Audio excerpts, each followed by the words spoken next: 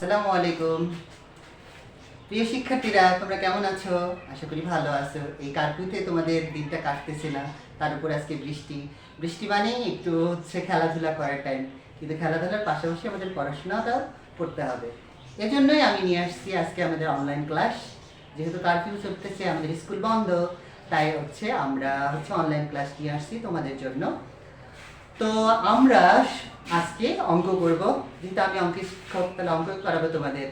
তো আজকে আমরা শীতের আমাদের যে 14 নম্বর অঙ্কটা আছে সেটা আমরা সমাধান করব। তো আমরা অঙ্ক করি, যে অঙ্ক কি বলছে আমাকে। তো অঙ্কটা আমি একবার পড়তেছি, তোমার মনোযোগ সহকারে শোনো।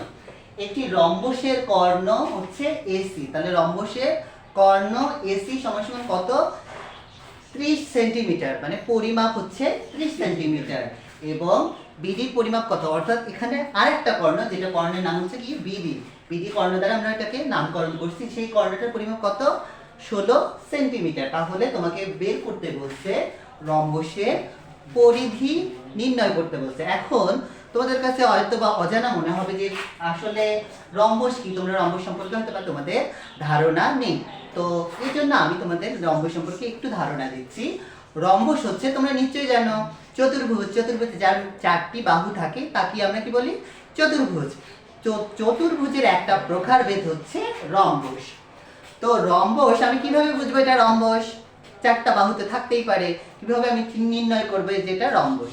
তো রম্বস নির্ণয় করতে গেলে তোমাকে যা করতে হবে তা রম্বসের 4টা বাহু থাকে। চতুর্ভুজের কয়টা বাহু থাকে? 4টা, কারণ চতুর্ভুজ যেহেতু নাম, তার মানে তার 4টা ভুজ থাকে বা বাহু থাকে। তো রম্বসের 4টা বাহু সমান থাকবে, অর্থাৎ প্রত্যেকটা বাহুই সমান হবে। একটা বাহু যদি 10 সেন্টিমিটার হয়, তাহলে অন্য 3টা যে বাহু আছে ওই 3টা বাহু সমান হয়ে যাবে। খেয়াল করো, রম্বস এবং বর্গের কিন্তু এক ধরনের সম্পর্ক আছে। রম্বসের যেমন 4টা বাহু সমান, বর্গেরও 4টা বাহু সমান। দুজনের মধ্যে পার্থক্য কি? পার্থক্য আমরা জানি যে চতুর্ভুজের কয়টা কোণ থাকে? 4টা, কারণ এদের 4টা শীর্ষবিন্দু থাকলে 4টা কোণ থাকবে, এটাই স্বাভাবিক। তাহলে রম্বসে কয়টা কোণ থাকবে? 4টা কোণ। কিন্তু কোনো কোণই সমকোণ নয়। সমকোণ তো জানো যে 90 ডিগ্রি নয়, অর্থাৎ কোণ 90 ডিগ্রি নয়। তাহলে আমরা প্রথমে রম্বস আর্ট করার চেষ্টা করব। তো আমি প্রথমে একটা রম্বস আর্ট করছি, যদিও বা পরিমাপটা একদম অ্যাকুরেটলি হয়নি। তারপর আমি তোমাদের বোঝার সুবিধার্থে একটা রম্বস আর্ট করছি। রম্বসের যেহেতু 4টা শীর্ষবিন্দু থাকবে, তো নামকরণ করি আমি এ বি সি ডি। তোমরা ইচ্ছা করলে অন্য নামও দিতে পারো। তো এখন খেয়াল করো কর্ণ কি। তো রম্বসের এক বিন্দু থেকে অন্য বিন্দুতে কোণাকুনি ভাবে যদি আমরা একটা সরলরেখা আঁট করি, সোজাসুজি না, কোণাকুনি ভাবে সরলরেখাটা অঙ্কন করতে হবে। সেই সরলরেখাটার নাম কি? কর্ণ। তাহলে আমরা তো এখানে 2টা কোণাকুনি রেখা আঁট করতে পারবো। কয়টা? 2টা। তাহলে আমরা চতুর্ভুজের কয়টা সবসময় কর্ণ পাই? 2টা। তো এখানে যে রম্বসটা আছে সেই রম্বসটার 2টা কর্ণ। একটা কর্ণ এসি এবং আরেকটা কর্ণ বিডি। এই কর্ণটার পরিমাপ আমরা আগেই দেখে নিচ্ছি যে 30 সেন্টিমিটার একটা, আর একটা কয় সেন্টিমিটার? 16 সেন্টিমিটার। এখানে অঙ্ক করার সুবিধাতে তোমাদের একটা জিনিস মনে রাখা খুবই জরুরি দরকার, তা এখানে দেখো রম্বসের কর্ণ যখন পরস্পর ছেদ করে, রম্বসের কর্ণ পরস্পর ছেদ করে। এখানে দেখো এই যে আমি এখানে একটা কর্ণ আর্ট করছি এবং এখানে একটা কর্ণ আর্ট করছি। দেখো কর্ণটা কোথায় মিলিত হচ্ছে? ও বিন্দুতে। কোথায় মিলিত হচ্ছে? ও বিন্দুতে। অর্থাৎ 2টা কর্ণ যে বিন্দুতে ছেদ করে সেই বিন্দুতে খেয়াল করবা, সেই বিন্দুতে পরস্পর সমকোণে অর্থাৎ 90 ডিগ্রি কোণে ওই যে কর্ণটা আছে, কর্ণটা 2 অংশে বিভক্ত হয়। বিভক্ত হলে কিন্তু সমান সমান অংশে বিভক্ত হবে। সাপোজ যদি তোমাকে বোঝায় যে এখানে এসি কর্ণের মান কত? 30 সেন্টিমিটার, তাহলে সমান সমান অংশে ভাগ করলে কত হবে? তাহলে 30 কে 2 ভাগে বিভক্ত করলে তাহলে নিচে কত হবে? 15। তাহলে এখানে আমরা প্রথমে কর্ণটা লিখলাম। এটা তো বুঝতে পারছো, কারণ 2 ভাগে আমরা সমান সমান অংশে বিভক্ত করলাম। তো আমরা এবার অঙ্কে যাচ্ছি যে এসির মান কত সেন্টিমিটার দেওয়া আছে বলো তো? 30 সেন্টিমিটার। আমি প্রথমে কত লিখছি? 30 সেন্টিমিটার। যেহেতু আমরা মাঝখানে ও এর মান বের করব, অর্থাৎ এই যে সমান সমান অংশে বিভক্ত করব সেটার মান বের করার চেষ্টা করব। তাহলে প্রথমে আমরা কার মান বের করব? কার মান বের করব বলো তো? 30। 30 এর কত বের করব? অর্ধেক। 30 এর কত বের করব? অর্ধেক। তাহলে 30 এর অর্ধেক যদি 30 কে 2 দ্বারা ভাগ করি তাহলে কত হয়? 15 সেন্টিমিটার। তাহলে অনুরূপভাবে আরেকটা যে কর্ণ ছিল ওটা কর্ণ কত ছিল বলো তো, বিডি সমান সমান 16 সেন্টিমিটার। তাহলে ওটাকেও আমরা অর্ধেক ভাগে বিভক্ত করব।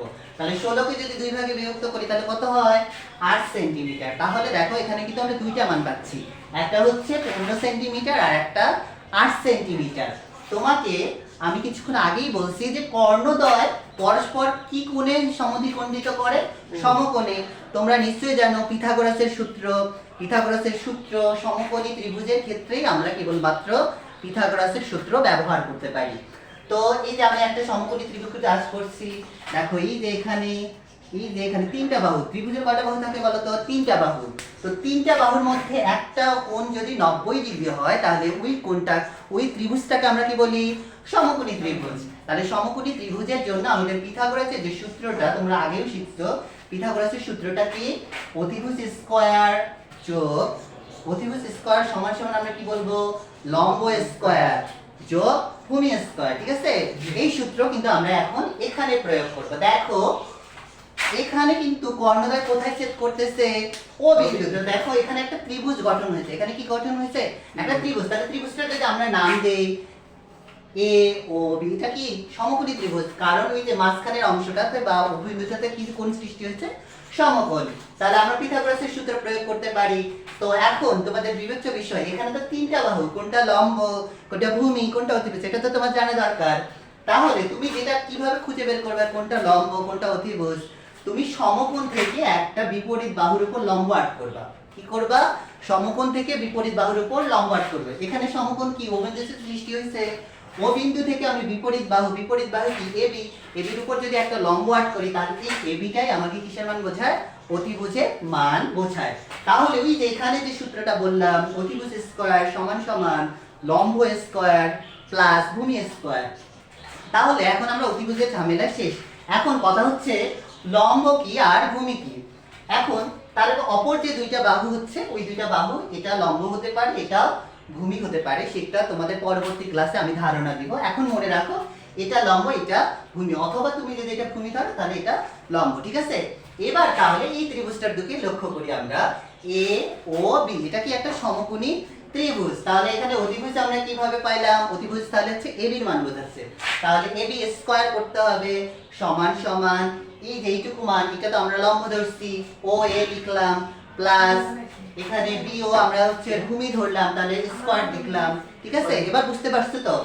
এবার আমরা পরের লাইনে গিয়ে কি কাজ করব, এই যে আমরা মানগুলা বের করলাম, যে 30 কে 2 দ্বারা ভাগ করার পর যে মানগুলা বের করলাম ওই মানগুলা এখানে আমরা বসাবো। যখন আমরা দেখো খেয়াল করো, অর্থাৎ 30 কে যখন 2 দ্বারা ভাগ করছি তখন এইটুকু অংশের মান পেয়ে গেছি।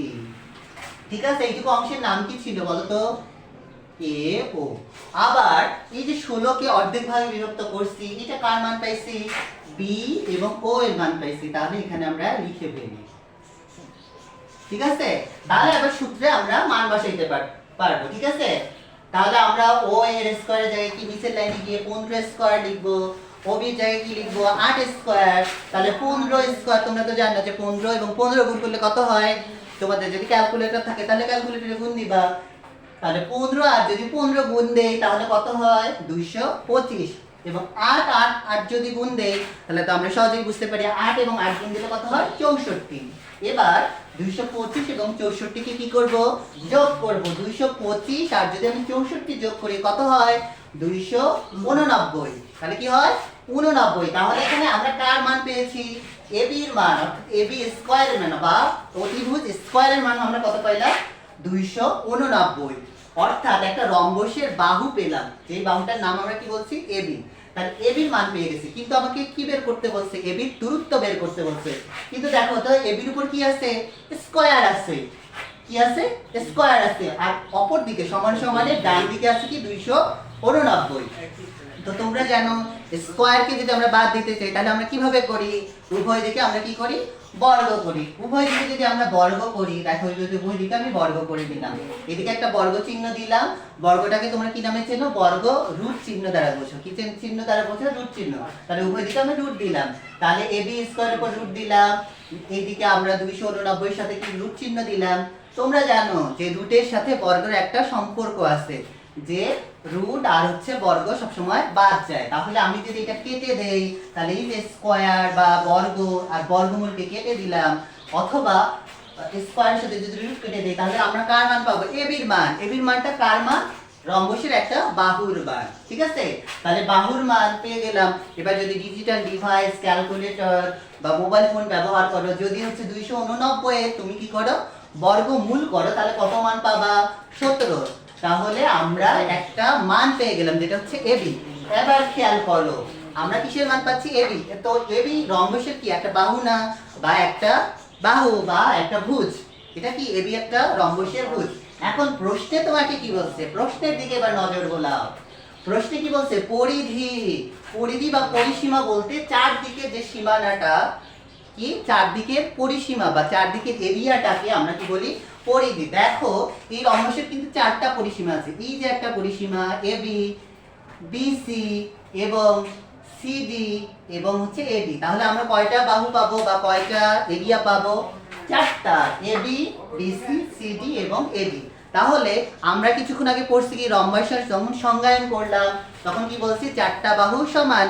তাহলে যে কোনো একটা বাহুর মানকে যদি আমরা পাই তাহলে সেটাকে যদি 4 দ্বারা গুণ করি তাহলে সহজে পরিসীমা বা পরিধি পাবো না। তাহলে দেখো কিছুক্ষণ আগে আমরা হিসাব করে কিসের মান পেয়ে গেছি? এবির মান। তাহলে এবির মান হচ্ছে একটা রম্বসের বাহু। তাহলে রম্বসের বাহু কত হচ্ছে? 17 সেন্টিমিটার। তাহলে পরিসীমা সহজে বের করতে পারবো। 17 এর সাথে কত গুণ দেব? পরিসীমা 4। কেন 4 গুণ দেব? কারণ রম্বসের কয়টা বাহু থাকে? চারটা। চারটা বাহুই প্রত্যেকটা সমান। তাহলে 4 দ্বারা যদি আমরা 17 কে গুণ করি তাহলে কত হয়? 68 সেন্টিমিটার। এটাই আমাদের উত্তর। তাহলে তোমরা বলবা যে রম্বসের পরিসীমা হচ্ছে 68 সেন্টিমিটার। তাহলে এখানে যে অঙ্ক করতে গিয়ে যেটা আমাদের ঝামেলার মধ্যে মনে হচ্ছে সেটা হচ্ছে রম্বসের সংজ্ঞায়ন। ঠিক আছে, রম্বসের সংজ্ঞায়ন মানে যে চতুর্ভুজের প্রত্যেকটি বাহু সমান। যে চতুর্ভুজের প্রত্যেকটি বাহু সমান তাকে আমরা কি বলি? রম্বস বলি। এবং রম্বসের আরেকটা কিন্তু শর্ত আছে। শর্তটা হচ্ছে কি? কোনো কোণেই, অর্থাৎ রম্বসের চারটা কোণে কোনো কোণের পরিমাপ 90 ডিগ্রি অথবা সমকোণ হবে না। আর তোমরা পিথাগোরাস সম্পর্কে জানো, পিথাগোরাস সম্পর্কে আলাদাভাবে না বললাম। এখন পরিসীমাটা তোমাকে বলি বা পরিধিটা আসলে কি? পরিধি হচ্ছে চারপাশে যে এরিয়া সেটাকে আমরা কি বলি? পরিধি। তাহলে রম্বসের চারটা বাহু আছে, ওই জন্য হচ্ছে আমরা 4 দ্বারা গুণ করছি কিন্তু এখানে। তো দেখো এখানে আমরা চারটা মান না লিখে শুধুমাত্র একটা মান 17 কেন লিখলাম? কেন লিখলাম? কারণ এই যে রম্বসের সংজ্ঞায়নে আমরা কিভাবে বললাম যে চারটা বাহুর মানে সমান। তাহলে তো আমাকে বারবার চারটা মান লেখার দরকার নেই। তাহলে 4 লিখে 17 এর সাথে গুণ করলেই সহজে উত্তর চলে আসবে। আশা করি তোমরা বুঝতে পারছো প্রিয় শিক্ষার্থীরা। ঠিক আছে, আর আমরা হচ্ছে নতুন ক্লাসে, আগামী ক্লাসে নতুন আরেকটা জিনিস নিয়ে তোমাদের মাধ্যমে উপস্থিত হব। আশা করি তোমরা বুঝতে পারছো। সবাই ভালো থেকো। পরবর্তী ক্লাসে সবার সাথে দেখা হবে। সবাইকে ধন্যবাদ।